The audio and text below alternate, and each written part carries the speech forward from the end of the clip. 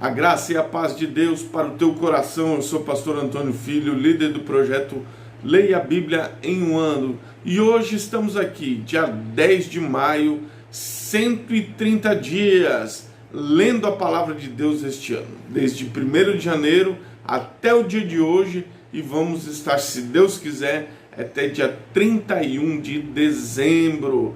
Vem conosco ler a Bíblia, participar desse projeto, se inscreva aí nas nossas mídias sociais, Instagram, canal do YouTube, Pastor Antônio Filho, Facebook, Antônio Ferreira Filho, e o nosso WhatsApp, sinalzinho de mais, código 55, DDD 99 e o número 981 43 44 49. Venha ler a Bíblia, que nós estamos semeando a palavra de Deus há 20 anos, em corações e vidas têm sido transformadas. Pegue sua caneta, seu bloco de anotações e vamos à leitura bíblica do dia de hoje, as referências dessa leitura. Atos capítulo 19, versículo 21 ao 41, livro de Juízes capítulo 11, versículo 34 ao capítulo 12, versículo 15, e o livro de Jó 40. Amém? Vamos orar a Deus. Toda vez que nós vamos ler a Bíblia, nós devemos orar a Deus e ao seu Espírito Santo, para que Ele nos ajude a entender a sua palavra. Senhor, nosso Deus e nosso Pai, no nome de Jesus, nós estamos aqui para ler a tua palavra. Que o teu Espírito agora, o Espírito Santo, nos ajude, nos dê entendimento, graça e a sabedoria do alto, para compreendermos a tua palavra em nome de Jesus. Atos capítulo 19, versículo 21, a continuação. Após a conclusão destas coisas, Paulo propôs em seu espírito ir a Jerusalém, passando pela Macedônia, pela Caia, dizendo: depois que houver estado ali, importa-me ver também em Roma. E tendo enviado a Macedônia 2 daqueles que serviam, Timóteo e Erasto, ele permaneceu ali por algum tempo na Ásia.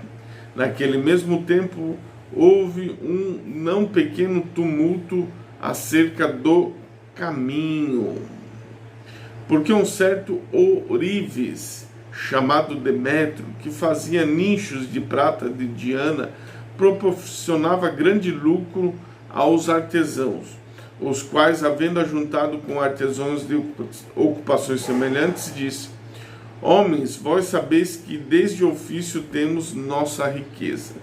Além disso, vedes e ouvistes que não só em Éfeso, mas em toda a Ásia, este Paulo tem persuadido e afastado muitas pessoas, dizendo que não são deuses feitos por mãos humanas. Assim, não somente o nosso ofício está sendo colocado em perigo de descrédito, mas também o templo da grande deusa Diana deveria ser desprezado, e seja destruída a magnificência daquela que toda a Ásia e todo o mundo adoram. Ouvindo essas palavras, encheram de ira e clamaram, dizendo: grande é Diana dos Efésios. E toda a cidade encheu de confusão, e capturando Gaio e Aristarco, homens da Macedônia e companheiros de Paulo na viagem, eles correram unânimes para o teatro. E querendo Paulo apresentar-se ao povo, os discípulos não o permitiram. E alguns principais da Ásia, que eram seus amigos, enviaram a rogar-lhe para que não se arriscasse a entrar no teatro.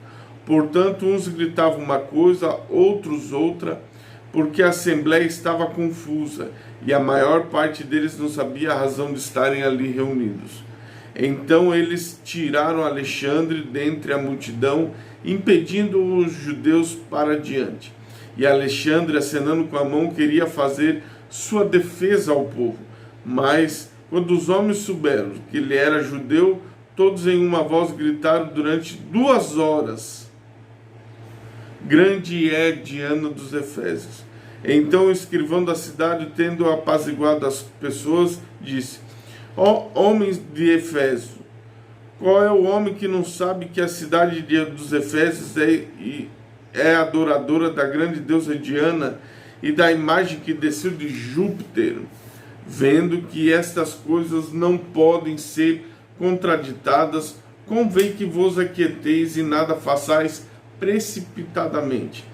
Porque esses homens que trouxeste aqui não são ladrões de igrejas, nem blasfêmios da nossa deusa. Mas, se Demétrio e os artesãos estão com ele em alguma coisa contra algum homem, o tribunal está aberto e há procônsuls que o acusem uns aos outros. Mas se investiga alguma outra coisa a respeito do assunto, essa deverá ser determinada por uma legítima assembleia, porque corremos perigo de sermos questionados por causa do alvoroço de hoje, não havendo causa alguma para que possamos justificar esta multidão. E tendo dito isto, despediu a assembleia. Livro de Juízes, capítulo de número 11, versículo 34. E Jefté veio a Mispa até a sua casa, e eis que sua filha saiu para encontrá-lo, com adufes e danças. E ela era a única filha. Além dela, ele não tinha nenhum outro filho ou filha. E se sucedeu que, quando ele viu, rasgou as suas vestes e disse: Ai, minha filha, tu me colocaste muito para baixo. Tu és uma daquelas que me aflige, pois abri minha boca para o Senhor e não posso voltar atrás. E ela disse: Meu pai, se tu abriste a boca para o teu Senhor, faz comigo segundo aquilo que procedeu da tua boca, pois o Senhor fez vingança contra ti e os teus inimigos em Amon. E ela disse ao seu pai: Que isso seja feito a mim, deixa-me a sós por 2 meses, para que eu possa subir e descer os montes e lamentar a minha virgindade e as minhas companheiras. E ele disse: Vai. E ela se despediu por 2 meses, e ela foi com suas companheiras e lamentou sua virgindade sobre os montes. E sucedeu que no final de 2 meses ela retornou ao seu pai, que fez com ela segundo o voto que havia feito. Ela não conheceu homem algum. Tornou-se um costume em Israel que as filhas de Israel saíssem anualmente para lamentar a filha de Jefté ou Gileadita por 4 dias por 1 ano. Capítulo 12. E os homens de Efraim se reuniram e seguiram em direção ao norte e disseram a Jefté: Por que atravessaste para lutar contra os filhos de Amon e não chamastes para ir contigo? Nós queimaremos a tua casa sobre ti com fogo. E Jefté lhes disse: Eu e o meu povo estávamos em grande conflito com os filhos de Amon. Quando vos chamei, vós não me livraste da mão deles. Quando eu vi que não me livrastes, eu coloquei minha vida nas minhas mãos. Atravessei contra os filhos de Amon, e o Senhor os entregou na minha mão, pelo que então viesses até mim nesse dia para lutares contra mim? Então Jefté reuniu todos os homens de Gileade e lutou contra Efraim. E os homens de Gileade feriram a Efraim, porque diziam: Vós, gileaditas, sois fugitivos de Efraim, do meio dos eframitas, por meio dos manessitas. E os gileaditas tomaram as passagens do Jordão antes dos eframitas. E assim foi que aqueles eframitas que haviam escapado diziam: Deixa-me atravessar. Os homens de Gileade lhe diziam: És tu eframita? E se ele dissesse não, diziam então: Diz agora Shibolote. E ele disse Sibolete, pois não conseguia formular uma pronúncia correta. Então eles tomaram e mataram nas passagens do Jordão, e caíram ali naquela hora dos eframitas 42.000. E Jefté julgou Israel por 6 anos, e então morreu Jefté o Gileadita e foi sepultado em uma das cidades de Gileade. E depois dele, Abissã de Belém julgou Israel. Ele tinha 30 filhos, 30 filhas, os quais ele enviou para o exterior, e trouxe 30 filhas do exterior para os seus filhos. E ele julgou Israel por 7 anos. Então morreu Ibissã e foi sepultado em Belém. E depois Elon, o Zebulonita, julgou Israel, e julgou Israel por 10 anos. E Elon, o Zebulita, morreu e foi sepultado em Aijalon, na região de Zebulon. E depois de Abdom, filho de Eliel, o piratonita, julgou Israel. Ele tinha 40 anos, 30 netos, 40 filhos, 30 netos, que montavam 60 jumentos potros, e julgou Israel por 8 anos. E Abdom, filho de Léu, o piratonita, morreu e foi sepultado em Piratom, a terra de Efraim, nos montes dos Amalequitas. Jó 40. Ademais, o Senhor respondeu a Jó e disse: poderá aquele que contende com Todo-Poderoso instruí-lo? Aquele que reprova a Deus, que isto responda a isso. Então Jó respondeu ao Senhor: eis que eu sou vil, o que te responderei? Colocarei na minha boca. Então Jó respondeu ao Senhor e disse: eis que eu sou vil, o que te responderei? Colocarei a minha boca sobre a minha mão sobre a minha boca. Uma vez falei, mas não responderei. Sim, 2 vezes, mas não prosseguirei.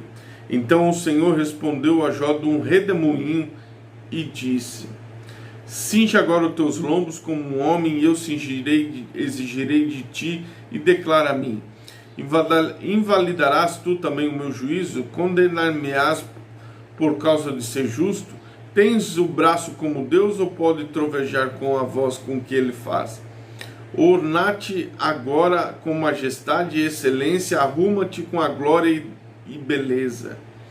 Lança fora a fúria da tua ira, atenta para todo aquele que é orgulhoso e humilha-o. Para todo aquele que é orgulhoso e traze-o para baixo, pisa o perverso em seu lugar. Esconde-os juntamente ao pó, amarra-lhes as faces em secreto. Então eu também confessarei a ti, e tua própria mão direita pode te salvar. Contempla agora o Belmonte que eu fiz contigo. Ele come a grama como um boi. Eis que agora a sua força está nos seus lombos, e o seu poder está no umbigo de sua barriga. Ele move sua cauda como o cedro, e os tendões das suas pedras estão juntamente envoltos. Seus ossos são fortes como pedaços de bronze. Seus ossos são como barras de ferro. Ele é o principal dos caminhos de Deus, aquele que fez e pode fazer com que sua espada se aproxime até ele. Certamente os montes trazem comida, e todos os animais do campo folgam. Ele deita debaixo das árvores com sombra, no abrigo da cana e dos pântanos. As árvores com sombra o cobrem com ela, os salgueiros, os ribeiros os cercam. Eis que ele bebe um rio e não se apressa. Ele confia que pode extrair o Jordão para a sua boca. Ele o toma com seus olhos, e seu nariz perfura as armadilhas. Vamos fazer agora a oração da fé. Nós encerramos a leitura da palavra e agora curva a sua cabeça, prepare o seu copo com água para a oração da fé. Senhor, nosso Deus e nosso Pai, é no nome de Jesus que nós estamos aqui agora. Senhor, nesse dia maravilhoso, 130 dias que nós estamos aqui lendo a Tua palavra, desde 1º de janeiro até hoje, 10 de maio. Muitas lutas, muitas provas, muitos levantes. O inimigo nos cerca, mas o Senhor é o nosso Deus, o Senhor é o nosso rochedo, o Senhor é o Deus da providência, o Senhor que vai na nossa frente, operando. Deus quem impedirá. Se Deus é por nós, quem será contra nós? Nós cremos no Teu agir, nós não sabemos a hora que o Senhor vai intervir, mas uma coisa nós temos a plena certeza, que o Senhor ouviu a nossa oração e deu ordem aos Teus anjos ao nosso respeito.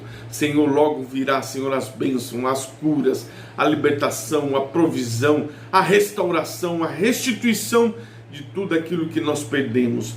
Deus, no nome de Jesus, nos dá estrutura emocional, psicológica, espiritual, para possamos atravessar, Pai, toda a provação, e para que do outro lado possamos entoar o hino da vitória.